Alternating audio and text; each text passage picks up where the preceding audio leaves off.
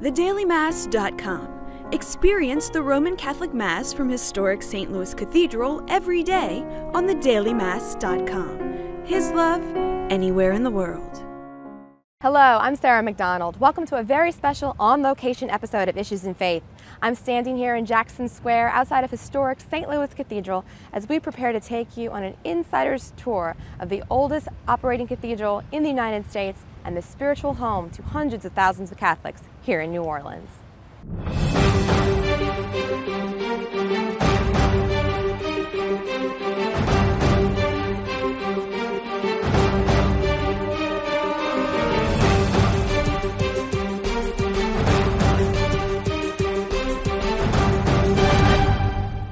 We're in one of the side choir lofts at St. Louis Cathedral, and I'm joined by the rector, Father Philip Landry. Thank you so much, Father Philip, for being with us. Oh, you're most welcome, Sarah. I'm very excited being here with you. And you've been the rector at the cathedral for about a year now. What's the experience been like? It's been such a joyful, exciting time.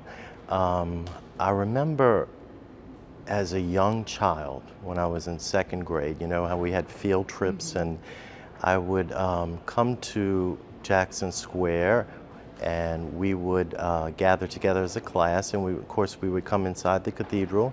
And I remember just looking up at the altar and just being fascinated and just amazed at the beauty of the church itself. It's an aura, it hits you when you walk in. Yes, and so many visitors come to the cathedral every day, really. People are here now. Exactly. Just to experience that, whether they're staying for a service or just to walk in to see it, it is really inspiring. It sure is. And that intrigue and that awe still exists today, even though I've been rector now for about a year, and as you said, I sit in the sanctuary at times and I'm still just in total intrigue that I am the rector of the cathedral here in New Orleans. So I'm sure. It's been a very wonderful, exciting, challenging time, and I look forward to many more years. Well, and of course the cathedral is the spiritual home for Catholics, but it's such a symbol of the city. What does it mean for this to be part of this huge symbolic city and having all of these special events, not only for the local Catholic Church, but for the city as well here? I think what amazes me is just as the cathedral is an icon for the city and of the city, it's the most identifiable edifice in the city. So there's a lot of pride, there's a lot of joy among Catholics as well as non-Catholics who come into this church and view it as sort of the soul of the city. And it's exciting to see how many hundreds of people come into this cathedral on a daily basis. That's right, and in turn, you've been working with archdiocesan officials to make a lot of upgrades here at the cathedral in both aesthetics and technology. Tell us a little bit about what's been going on.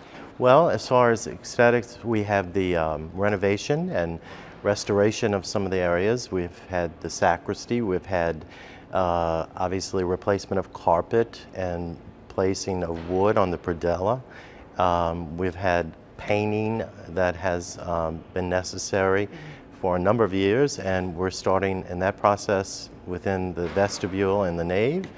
As far as technology, which is really exciting, we have the new HD cameras that have been placed in the cathedral, and it's not only guaranteed or given us a better quality of programming, but it's also afforded us the opportunity to utilize technology in a much broader sense so that we can reach out to a wider audience, especially through live stream, and hopefully that will also aid the church in its evangelization. You've been involved in so many services. You were ordained here at St. Louis Cathedral, and since then have been involved in so many services beyond just celebrating Mass. What's the one that stands out for you, either a Mass or a liturgical service, as your favorite, or one that was the most memorable? I think, can I say two? Of course, of course. I think the first one besides my ordination, obviously, was the massive installation for Archbishop Amen. Yes. Because, as you know, the church was filled with over 1,000 people, as well as people who were outside.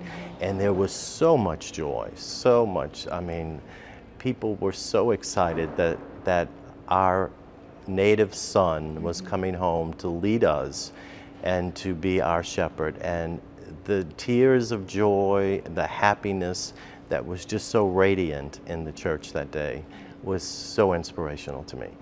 And then on the other hand, on a sad occasion was the Archbishop Hannon's funeral. Yes. But again, what that did, it represented all Catholics and non-Catholics coming together, because here was a man who was a legend in his own time, but also was the spiritual father to so many people through the decades. So that was an awesome experience as well. Well, I want to thank you, Father Philip, for being with us tonight, for opening the doors of the cathedral to us so we can take this tour and bring people through the cathedral to see all the changes you've worked on, as well as experience in a more in-depth way some of the beautiful art and sacred objects that are here. And we welcome everyone, New Orleanians as well as those around the world, to come and see our beautiful and historic cathedral. So thank you. Thank you. And we'll be right back with more Issues in Faith. You're watching WLAE, New Orleans Public Television. Find us on Cox Channel 14, Charter Channel 11 and 711, AT&T Channel 32 and 1032, Dish TV, DirecTV, and over-the-air broadcast on Channel 32.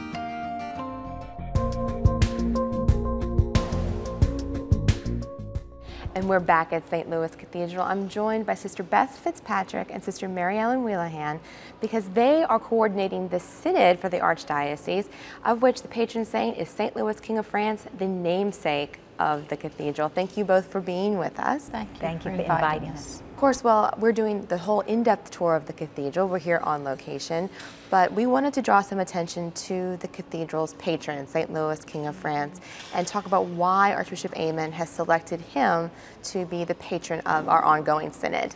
When he suggested that the prayer card, the image on the prayer card be St. Louis, King of France, I thought, oh, well, of course. But then realized how little I really knew about Louis, King of France. And part of the blessing of this for me is learning more about St. Louis. I remembered that he started a crusade. I remembered that he was the King of France.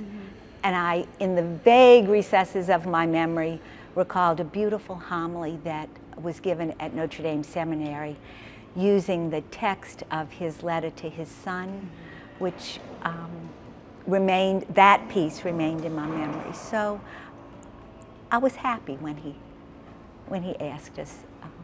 So what are we learning about St. Louis? What are we learning as we go through this 15-month synod about him and his example for us?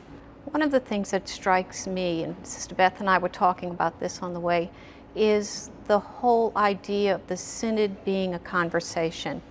And one of the things about St. Louis was his interest in having simple, friendly conversations with the people in his life. And that's really what the synod is about. It's a conversation, between the people of God, and between the people of the church, of the Archdiocese and the Archbishop, to listen to the needs, what we're doing well, and what we can improve on in the church. And what people may not realize, amongst all of the beautiful imagery that you have here at St. Louis Cathedral, is that all of the stained glass windows up and down the sides depict his life and St. Louis, King of France's story. What are some of the stories that stick out to you about St. Louis that you're reading, that we're hearing as we're learning about him? His concern for the poor, which is very vividly expressed in the image that we chose for the prayer card.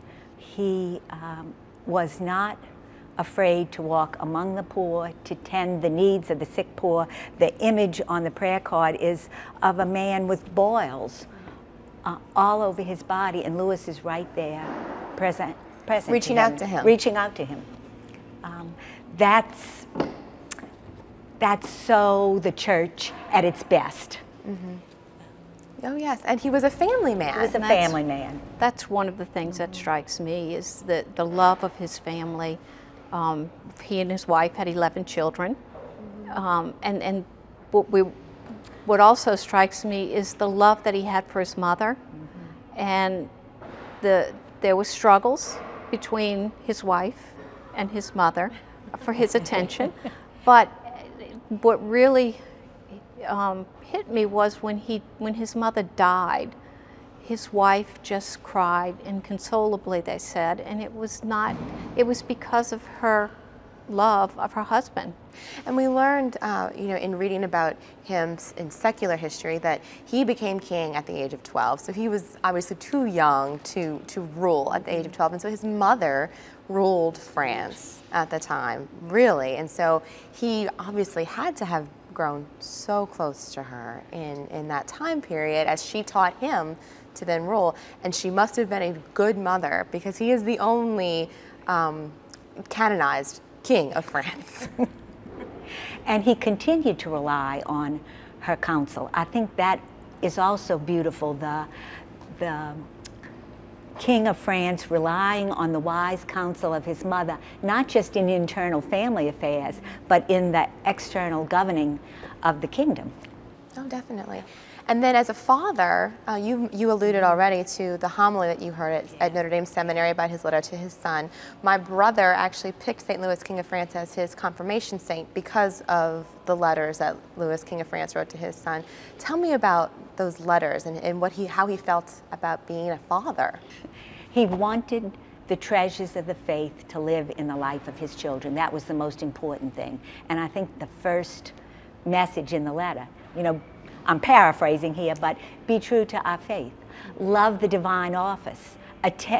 Be present at it with attention. He attend the sacraments. He loved the church, and that, above all, was what he wanted to pass on to his children, and furthermore to the people of his realm. Right, because he lived his faith in his public life. He did not, as many of us we are asked to do today, compartmentalize his faith into Sundays or Mass attendance, private prayer. He lived his faith as a husband, a son, a father, and a ruler. Right. It was all of one piece. Right. Yeah, when they traveled, he even brought priests with him so that he and his family could have Mass, celebrate Mass, and could pray the prayers, the lauds, and the different liturgy of the hours together. So that was important, that he taught his family, his children, to pray.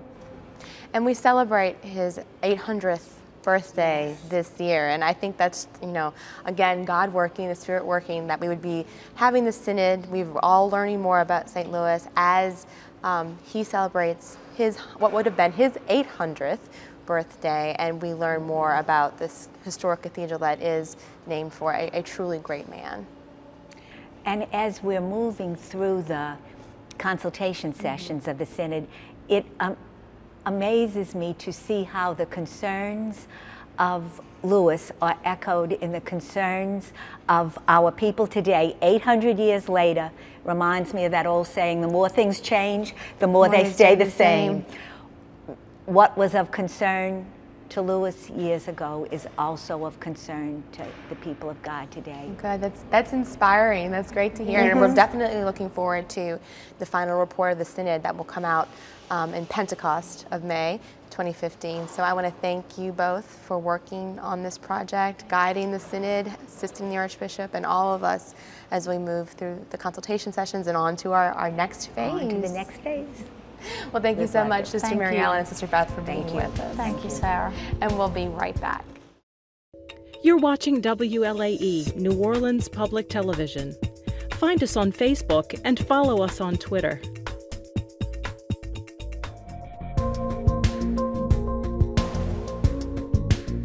Welcome back to St. Louis Cathedral. We're here in the sanctuary, standing really on the altar, and I'm joined by tour guide Brandon Briscoe as he's going to give us an insider's tour of some of the most important objects here at St. Louis Cathedral. Thank you, Brandon, for being with us. It's my pleasure. Well, what are we going to get started with? Well, it's called a cathedral because the word cathedra in Latin means chair or seat. And so we have here the Archbishop's chair. We think in civil government terms about the county seats. Well, this is the seats of the Archdiocese, and so the Archbishop has his chair. In the Creed, we talk about the faith as being one, holy, Catholic, and apostolic. So the bishops were the successors of the apostles. The apostles learned the faith directly from Christ, and as the church grew, they laid their hands on their right-hand men and literally handed on the faith to the next apostles, the next bishops. So on and so forth, all the way down to Archbishop Amond, who is our current apostle, our local apostle in time and in place.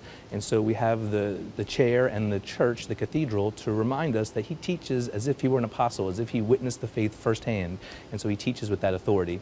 So the coat of arms over his chair is unique to Archbishop Amond. That's his coat of arms, and when a new archbishop is installed, they'll take that down and install the new coat of arms for the new archbishop. And an important note for people to understand is that only Archbishop Amond can sit in that chair. Not even retired Archbishop Hughes or any other archbishop can sit in that specific chair. That's right. Even when John Paul II came in 1987, he sat in the celebrant's chair instead of the cathedra because he's not the one directly responsible for the souls of the people of this archdiocese. So in deference to our local apostle, he didn't sit in the chair. That's how it's supposed to work. It doesn't always happen that way. There was a daily mass not too long ago, and a gentleman came up during the first reading and just sat in the archbishop's chair from the congregation. And so the priest walked over and said, "Can I help you?" And the man said, "Oh no, Father, I can see so much better from here." So he was invited to sit in the first pew instead. Very good. Well, where are we going to head to next, Brandon? Well, it's worth mentioning that this is the oldest continuously operating cathedral in the United States. So there's a lot of modifiers that we have to throw in there. Technically, Baltimore, the Basilica of the Assumption, has the oldest cathedral in the United States, but only because Maryland was in the Union before Louisiana was. Our building is technically older, so we play with Baltimore to make sure we all say the right things. But we have the distinction of the oldest continuously operating cathedral in the U.S. What's interesting, though, is the Basilica in Baltimore was built and designed by Benjamin Henry Latrobe, an architect who was a favorite of Thomas Jefferson and worked on the United States Capitol building. He ended up moving to New Orleans and designed the bell tower, the central bell tower of our cathedral. So there's a neat connection between those two old cathedrals. Very nice. That is a cool place. Where are we going to head to next year on the sanctuary? Well, there are multiple symbols that this is the cathedral, that this is the bishop's church. And so a neat thing that not everyone realizes is a bishop celebrating a mass in his own cathedral gets an extra candle. And so we've hidden a candle here that we only use when Archbishop Amond is here. And it's right here above the tabernacle.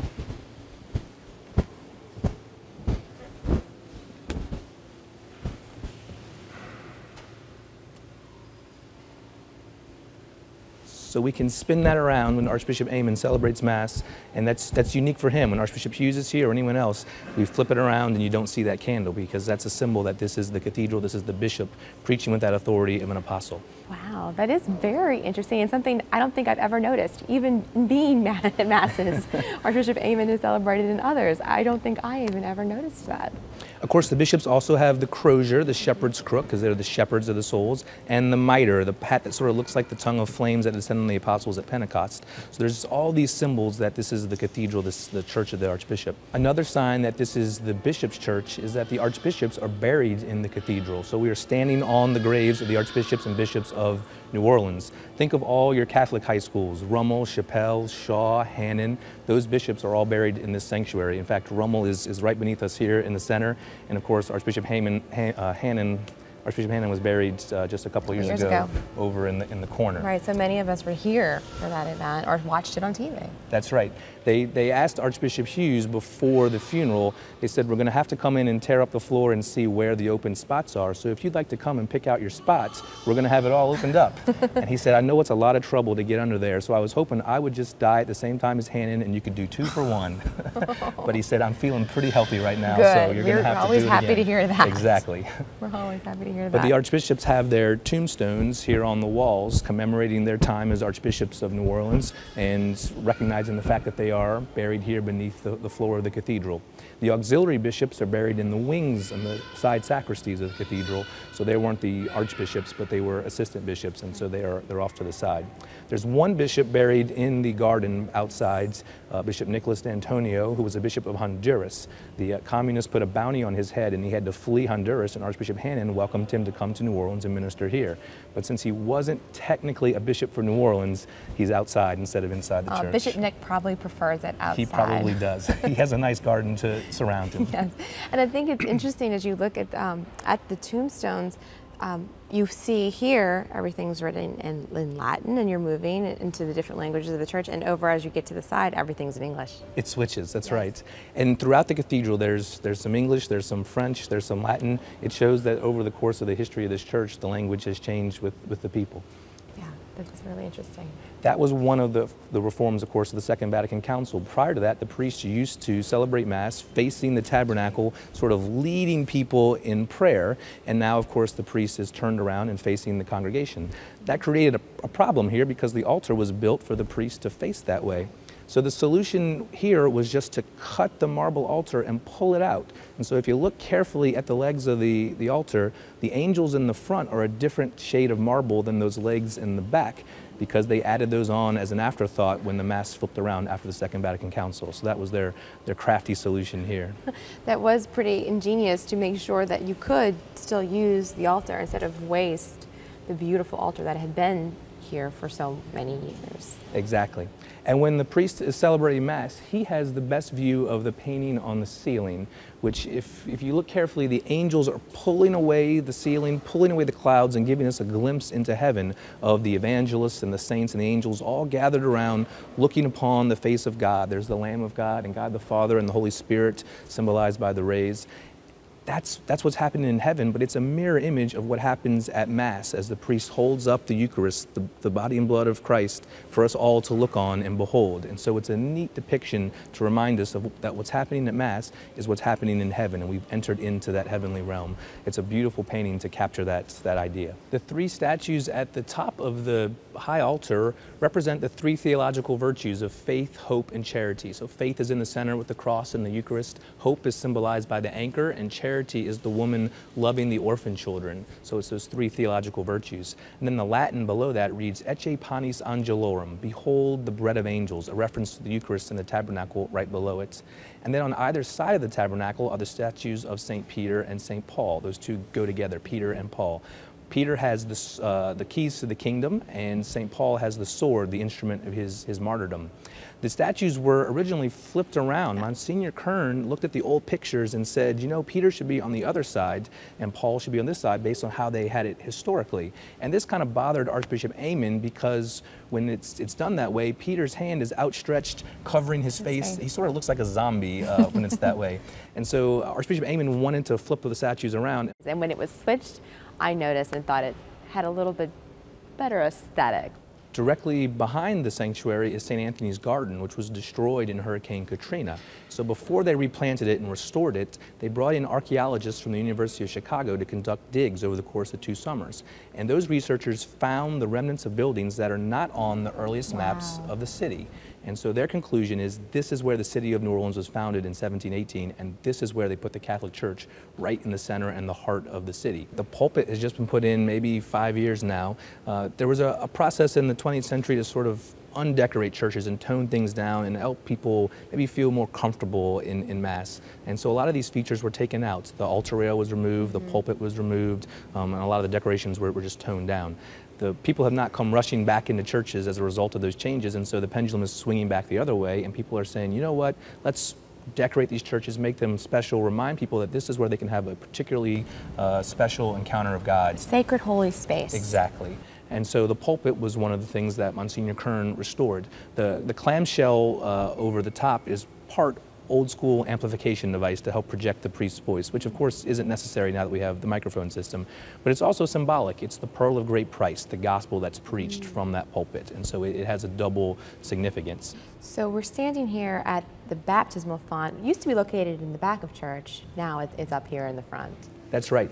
A lot of times in the old churches you see the baptistry in the back of church to remind you that you enter the church through your baptism. But now we want to have more people here and take pictures, so we've moved it up to the front. This baptismal font predates the cathedral that burned in the fire on Good Friday in 1788. The original church burned, and this survived that fire and is just one of these treasures of New Orleans Catholicism. So many generations of New Orleanians had been baptized in this very baptismal font since the mid-1700s. It has the cover on it in part because New Orleans suffered so many of these yellow fever epidemics that were passed on by the mosquitoes that would breed in any water they could find, and so they would cover up even the holy water fonts in churches to help contain the epidemic. The church that was originally here burned in 1788, and a man named Almonaster put up the money to build a new cathedral. He made a deal with the King of Spain, give me a title like Duke or Count and I'll pay for your new church. So he did. So this building opened in 1793, and this Spanish crucifix on the wall was a gift from the King of Spain to commemorate the opening of that cathedral. And that coincided with New Orleans becoming its own diocese. Prior to that, our bishop had been in Havana, Cuba, or in Quebec, and at that point, the Diocese of Louisiana and the Floridas was created. And then behind us are the vessels that hold the holy oils. So at the Chrism Mass, the Archbishop will have all the priests from the diocese come to the cathedral and renew their vows as priests, and he'll bless and consecrate the oil that's used for confirmation, anointing of the sick, holy orders, baptism, and the priests take their stocks back to their parish to be used for that year, and then the leftovers are stored here in case any of the priests need to come for a refill. It's difficult running a cathedral in the French Quarter. In part, it's the swamp, the ground is sinking, there's hurricanes, it's tough to maintain the building, but there's also some odd people that come through the French Quarter at times. And if you look carefully at these angels that are holy in the holy water, they've both had their heads knocked off and their arms broken. They were the victims of some of these people who have come into the cathedral. So the ushers are really particular to watch who comes in. Usually if they have a neck full of Mardi Gras beads, you know they're not here to pray, but it's not always so obvious. So it's a difficult job maintaining this church amidst all the chaos of the people that come in from the French Quarter who don't necessarily understand our faith.